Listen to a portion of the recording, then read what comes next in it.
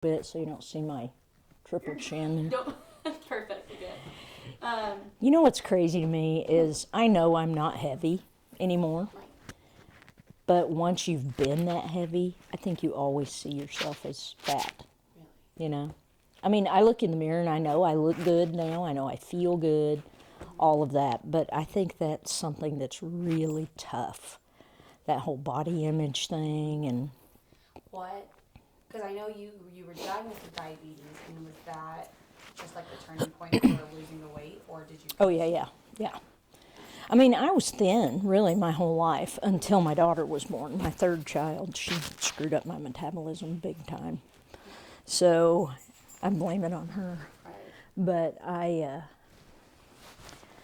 gained a lot of weight when I was pregnant with her, and then kept gaining. Right. So, And when did the diabetes happen? When was that?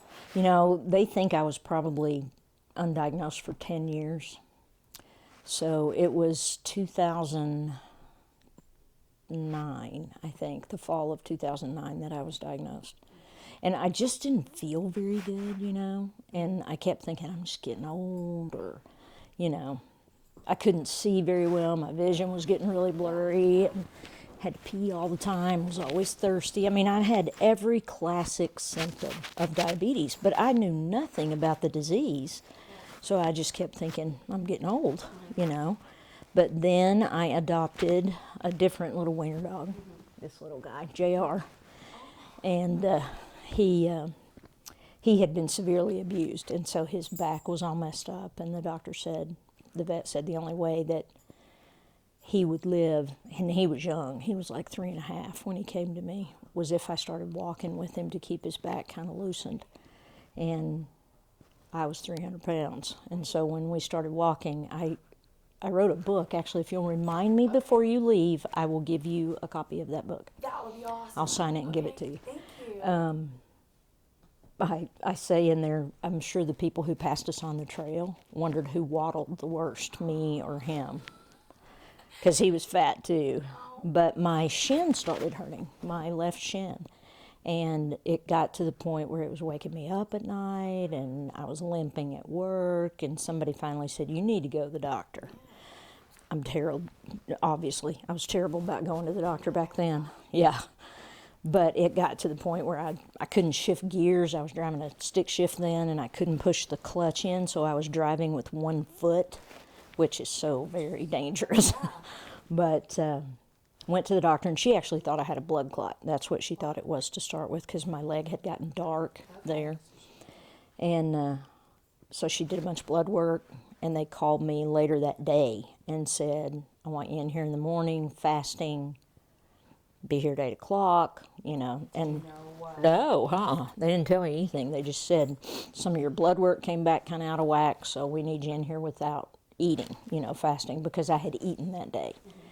And so then I went back in the next morning. They called me that afternoon, and my doctor said, I need you in here first thing in the morning, and this is serious. Don't blow me off, you know. So I went in the next morning, and she was as serious as I've ever seen her. And she pulled her chair right up next to me and put her hands on my knees, and she said, my mind tells me that I should send you right to the hospital right now. But if you will do everything I say, we'll give it a week. So my blood sugar, normal fasting blood sugar, is 90 to 110. Mine was almost 900. And there's an A1C test, which is like a 3-month blood test. You act like maybe you know something about diabetes. Yeah. And normal on that is between 4 and 6, and mine was 13.8. So she said, you should be dead. Everything, she said you should have gone into a diabetic coma and died 100 times over. So, and you know what's interesting to me, Mary Kate, is that I tried so hard to get healthy, but all the time, and I did. I tried really hard to get healthy, and I did.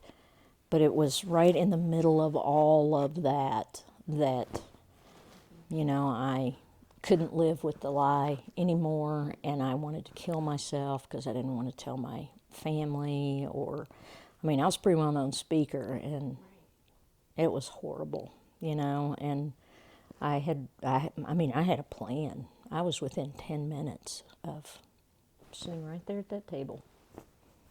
I had a plan. I had everything done, and I had made videos for my granddaughter I had a plan to do it like 3 weeks after my daughter got married. And then my oldest son and daughter-in-law said, let's all meet in Topeka and have dinner. And I thought, okay, this is good. I can say goodbye. You know, they said we didn't get to see each other much at the wedding. It was crazy. And we all sit down at the table, and my son is just beaming. And my first thought was he's got a job because he was finishing up his PhD. And my daughter-in-law's reaching in her purse and handing some pictures across the table to me, and they were sonogram pictures. And Matt said, Mom, we're pregnant. And I cried and I cried and I cried. And they all thought it was because I was so happy, you know, about a baby. But it's because I was crying because they had messed up my plan. Because I couldn't do that to like in a rational state of mind, you could ever do that to your children, ever, you know. But in my mind, I couldn't do it while he was expecting his first baby, you know. So I waited for 5 months, and during those 5 months, I made videos for all my kids and the guys that own the company where I work, and I made videos for her, for Coraline. And for every birthday, wedding day, graduation, first date, all of that, because I knew I wouldn't be there for all those things. So even her coming didn't stop it didn't end the despair and all of that. Yeah. In fact, the day that I got interrupted was 2 days after she was born. And when I went to see her in the hospital, you know, I asked my son if I could take her out in the hall. And he just asked me, let's see, when was I up there? It was in the spring. No, it was in the fall, after Amelie, baby number 2, came along last year. And he said, Mom, what'd you say to Coraline when you took her out in the hall? He had never asked me.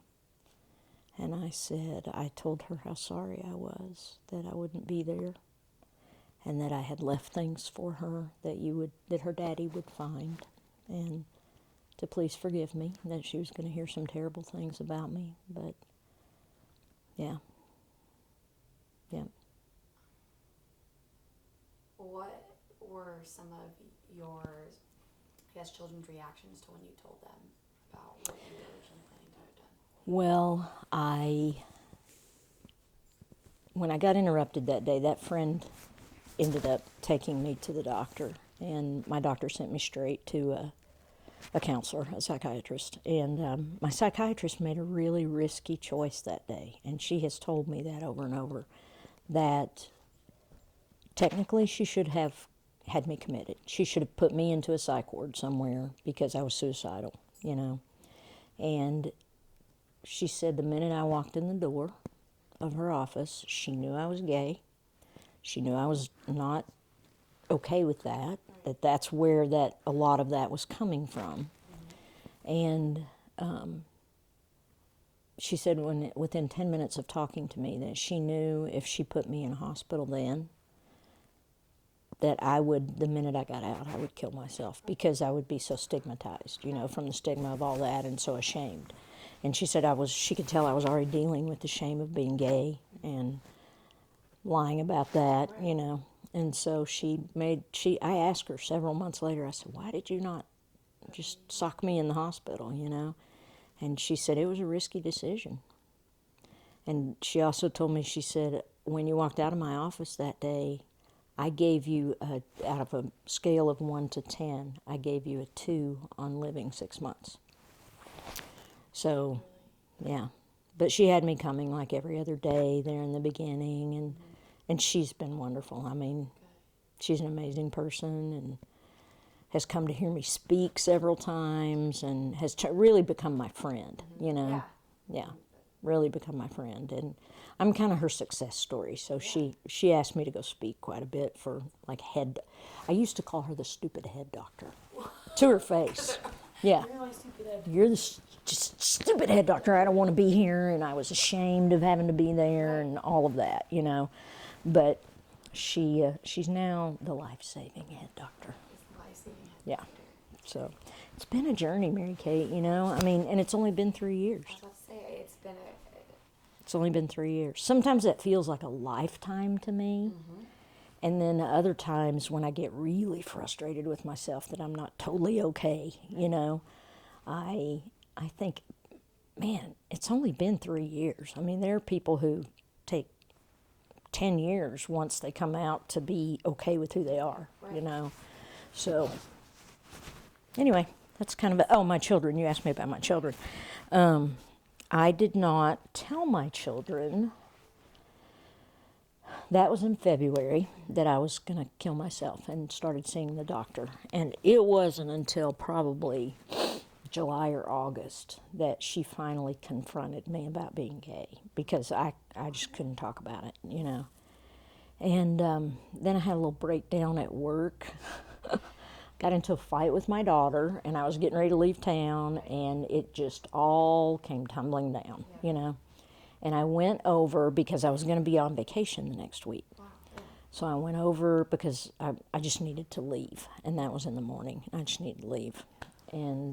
But I had to get permission because I was going to be gone. So my boss I couldn't get a hold of her at all. She was in the Wichita office, couldn't get her text, cell phone, nothing, you know. And so I ended up going over to one of the senior vice presidents, female, Allie is her name. And I would tell you that when I walked up to her desk, I said, I don't feel well, I need to go home, but I'm going to be on vacation. But I had been just sobbing. I had gone in the bathroom, I'd thrown water on my face, trying to get myself together, you know. And she would tell you that I walked up and said, I really need to talk to you. So she said when she turned around in her chair, she thought one of my kids had died. And so she immediately stood up. I mean, we were not friends by any means, you know. She's now the CEO of the company, so she was here and I was here, you know.